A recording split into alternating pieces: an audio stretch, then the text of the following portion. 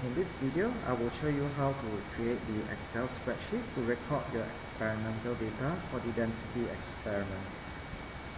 Now, first thing is, all you have to do is open the Excel file and type in what you see here, exactly like what you have on your worksheet. Okay, now what happens is that as you type in, you will find that the column is too small. For example, the words initial volume do not appear fully. So what you have to do is bring your cursor up to the top of the Excel spreadsheet, and once you see this little symbol there, then you are ready to double click. Okay, let's do the same for column B and column E. Now you are ready to key in the experimental data that you have recorded. So let's do so together.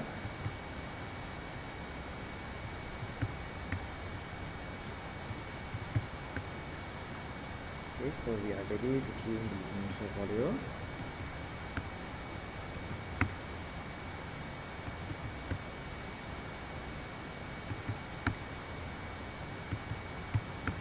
Okay, once we have done so, we are ready to calculate the volume of our stone by taking the final volume minus the initial volume. Now, you can do this with a simple Excel formula. All Excel formulas begin with an equal sign. So, you are ready to type in the equal sign. Next, you want to take the final volume minus the initial volume. Now, click on the cell that contains the final volume. Okay, now that we've done so, type in the minus sign. Oops. Here we go. Type in the minus sign and click on the cell which has your initial volume. Press enter, and you will see that the volume of the stone is calculated for you. Next thing, we have to do the same for reading 2 and reading 3, but you don't have to type in the formula again. Just bring your cursor to the bottom right hand corner of the cell, and you'll see that it has changed shape into a small plus.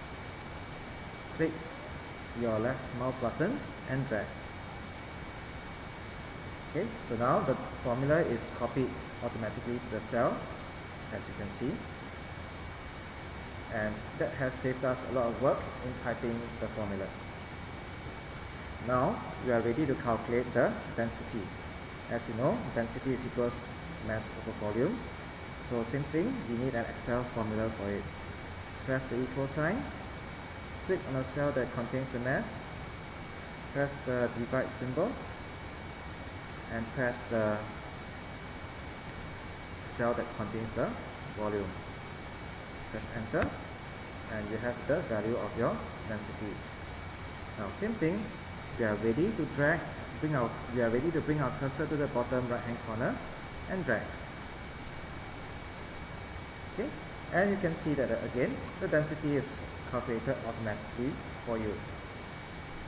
Now we have 3 readings and we need to take the average.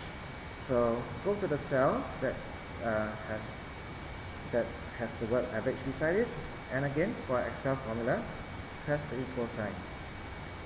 Now as you can see, as you know, the average is the sum of the 3 readings divided by the number of readings.